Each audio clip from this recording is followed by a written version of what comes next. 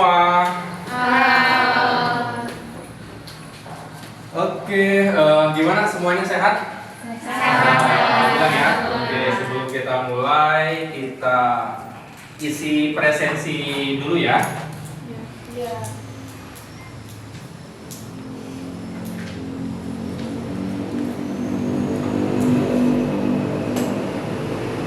Hari ini tanggal berapa? 20 Mei 2024 ya. Ini pertemuan keempat ya. Oke, pertemuan keempat.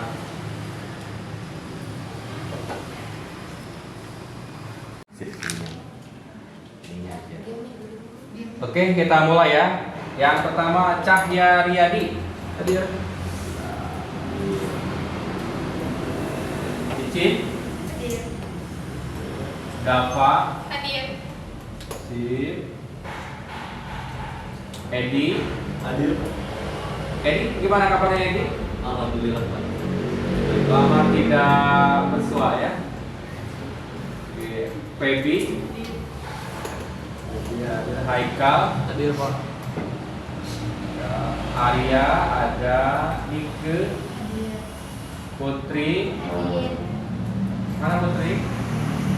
Ya, Ramli. Gimana Ramli perjalanannya?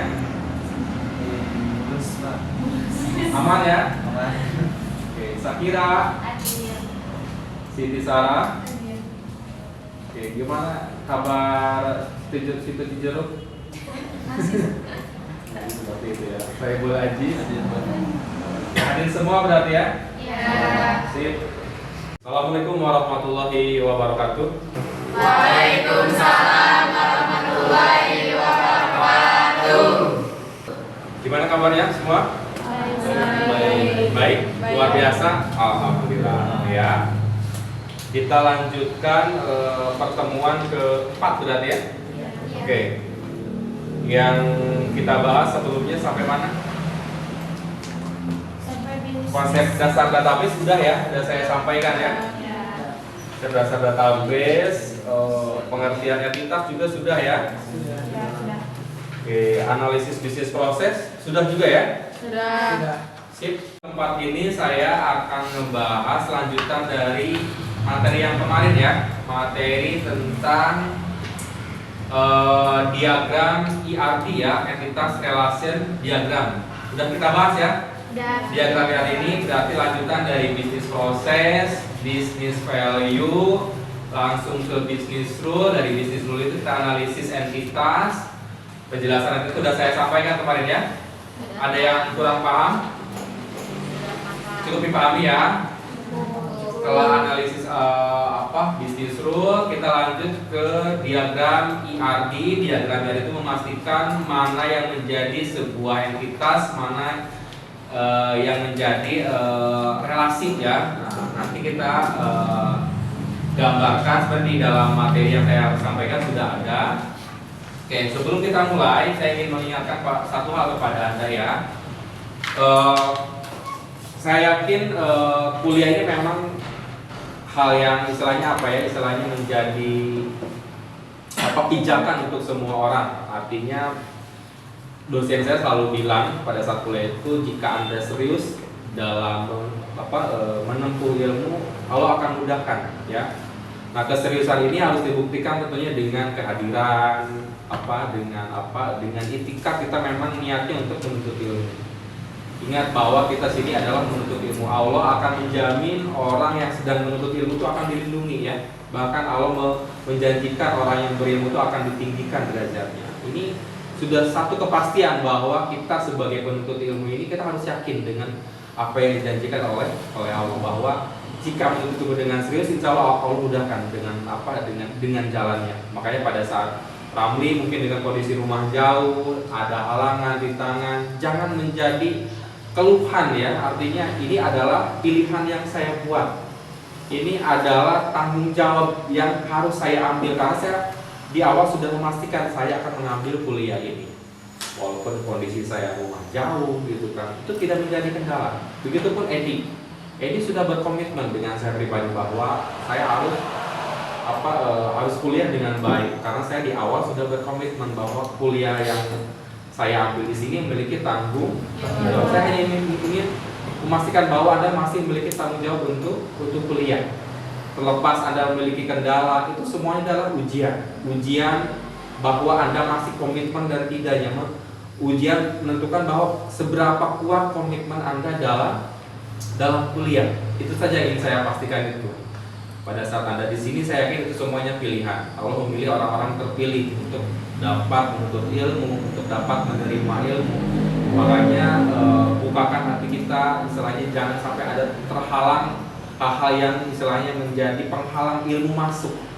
Dengan kita niatkan tulus semuanya karena Allah. Arek ngati, nah istilah Sunda ya saya katakan arek ngati tengati, nah istilahnya kita niatkan menuntut ilmu. Ya, itu yang ingin saya sampaikan. Karena ya namanya juga perjalanan tentunya kerikil tajam, batu-batuan pasti akan menjadi hambatan. Tapi kita terus maju, pada saat kita jatuh terus kita lakukan, kita maju terus, jangan sampai kita digoyahkan hanya karena kerikil tajam. Sip? Ya, semangat ya? Semangat ya? Oke, kita lanjut. Oke, itu ya sebentar. Sip, kita lanjut berarti ya. Setelah Anda menganalisis diagram R ini dengan one to one to many to many, baru setelah itu kita deskripsikan masing-masing entitasnya. Kita isi. Contoh data recordnya. Contoh dari data supplier, file name-nya apa tadi file name-nya? Ada ID supplier, nama supplier, alamat supplier, data lapor. Diisi sekarang. Kode supplier adalah contoh, misalkan A. Berarti supplier pertama kita kasih kodenya A001, namanya Udin, alamat, saat, nomor telepon sekian. Nah, isi data itu namanya record. Jadi kalau kita udah mengisi data, kita udah mulai nih, terlihat nih di aplikasi database, nanti bisa kita terjemahkan kalau sudah muncul seperti ini. Selanjutnya entitas bahan baku. Nah, ada kode bahan baku, kodenya apa di sini B001, nama bahan baku misalkan ayam. Harga bahan baku berarti hitungan per kilo di sini ya, berarti 35.000. Selanjutnya entitas karyawan, kodenya misalkan C001. Nama karyawan, nama jabatan manajer, nomor telepon. Nah, atribut yang lainnya silakan ditambahkan menyesuaikan sesuai dengan objeknya. Selanjutnya entitas menu makanan, entitas pelanggan. Nah, baru di sini ada penentuan atribut transaksi kirim bahan baku. Ini yang kita sampaikan tadi, terbentuknya data itu. Contoh dalam atribut transaksi di sini, ingat tidak usah didefinisikan nama ininya, nggak usah. Cuman kalau dalam real pasti ada. Berarti yang pertama adalah ID supplier yang harus kita tentukan. Berarti siapa yang kirim? Nah, ID supplier di sini namanya origin key atau kunci tamu. Kunci tamu itu adalah apa? Ngambil dari entitas luar dimasukkan ke sini, namanya kunci tamu. Terus apa lagi? ID bahan baku. Berarti secara sekilas pada saat transaksi pengiriman ini kode dari supplier diambil di sini, kode bahan baku diambil di sini biar tersinkron, baru setelah itu deskripsikan datanya. Nah, di sini data bentukan di sini apa? Nomor order. Nah, yang menjadi primary key-nya kenapa nomor order? Kenapa bukan ID supplier? Kenapa bukan ID bahan baku? Karena ID bahan baku dan ID supplier itu adalah origin kunci tamu dari luar entitasnya dia. Nah, data yang terbentuk di sini adalah apa? Nomor order, tanggal kirim, jumlah kirim bahan baku. Karena ketiga entitas di sini, nomor order, tanggal kirim, sama jumlah kirim bahan baku tidak akan ada jika transaksi pengiriman ini tidak terjadi. Itu makanya kenapa many to many pasti dia akan menjadi bentukan data baru. Kalau many to many, karena dia ada data yang terbentuk. Nah, kita cek di atribut transaksi kirim bahan baku, data yang terbentuknya adalah nomor order, tanggal kirim, dan jumlah kirim bahan baku. Nah, nama bahan baku sudah diwakili oleh ID bahan baku, nama supplier sudah diwakili. Jadi pada saat kita ngecek di transaksi ini, kita bikin kwitansi di pengiriman, Jadi nggak usah diketik namanya, misalkan CP angin ribut, nggak usah, tinggal kita ketikkan kode dari supplier tersebut. Karena di dalam database kita ada nama kode itu tuh. Tapi kalau dia baru suppliernya harus kita input dulu dalam database. Oh ini suppliernya baru nih, belum masuk sistem, didaftarkan dulu namanya stock of name tadi itu, istilah dalam database itu didaftarkan dulu ya. Pada saat kita input kode tersebut sudah muncul di dalam sistem kita. Contoh seperti dalam kalau kita pembelian transaksi mitra di Alfamart kan, saya cek nih lem minerale, dia scan pakai barcode ya, muncul harga. Nah muncul harga di sini karena sebelumnya dia sudah didaftarkan di dalam sistem melalui kegiatan stock of name. Pada saat di sistem datanya tidak ada, berarti barang tersebut belum terregistrasi. Paham ya alurnya ya? Nah ini transaksi kirim bahan baku. Nah penentuan transaksi pesan bahan baku sama juga. ID karyawan dengan ID bahan baku namanya origin key. Sedangkan pemesanan itu yang menjadi primary key adalah nomor faktur, tanggal pesan, jumlah pesan bahan baku. Contoh transaksinya udah ada, udah saya contohkan. Terus transaksi pembelian menu makanan, pelanggan menjadi origin key, menu makanan menjadi origin key, ID karyawan menjadi origin karena pada saat dia transaksi si pelanggan beli ini dilayani oleh siapa? Tentunya oh ini yang mencatat itu adalah si Siti Masrifah, kodenya sekian, dia karyawan kita nih. Kenapa harus dicatat? Karena dilayani, bentuk pelayanan dalam transaksi itu harus ada. Karena nggak mungkin kan pada saat beli bentuk pelayanan, nggak mungkin. Walaupun sekarang mungkin ada juga teknologi terbaru tinggal scan ya. Nah bisa juga seperti itu menggunakan tidak menggunakan ID karyawan, penyekian itu mungkin menggunakan tanggal. Ya tanggal sekian menjadi origin key transaksinya. Karena kalau Anda pernah lihat KPKP kan dia kak scan aja, benar ya? Tinggal klik. Nah yang melayaninya siapa? Sistem. Berarti yang menjadi origin key-nya bukan ID karyawan lagi. Atau bisa juga karyawan yang bertugas, dia memantau, yang memproses transaksi, dia menjadi ID karyawan. Misalnya pada saat dia pesan nih, yang tugas siapa nih yang bagian meneruskan order ini? Oh ternyata si Mimin. Nah si Mimin ini yang bertanggung jawab transaksi dari jam sekian sampai jam sekian. Karena nggak mungkin pada saat Anda pesan lewat scan QR tidak diproses oleh admin, karena pasti ada admin yang memprosesnya.